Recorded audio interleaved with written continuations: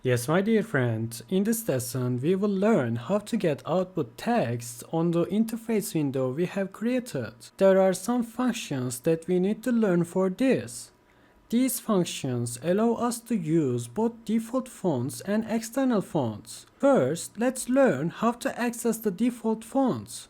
For this process, we need to access the font file in the Pygame module and call the getFonts function. Thus, we can define all the available fonts in the list and print them all out. Its usage is pygame.font.getFonts. So now let's view our default fonts throughout the code. When we examine our codes, we observe that we have created a variable called fontList. So you see here, to access the fonts directly and assign the getFonts function to this variable. So you see here. So what will be the type of this variable?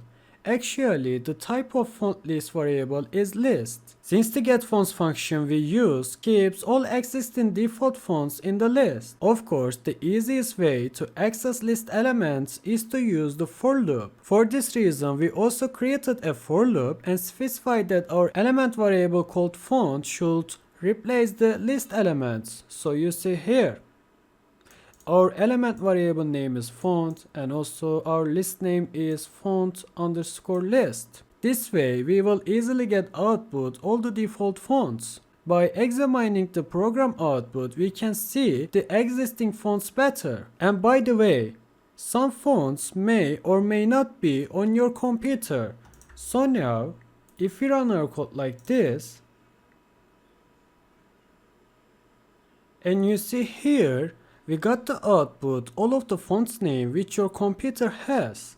So here is the result. For example, there is Arial, there is Calibri, there is Candara, there is Consolas, and more.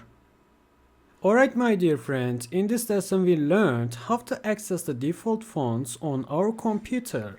So now let's move on to our other lessons and learn the basics of creation interface better.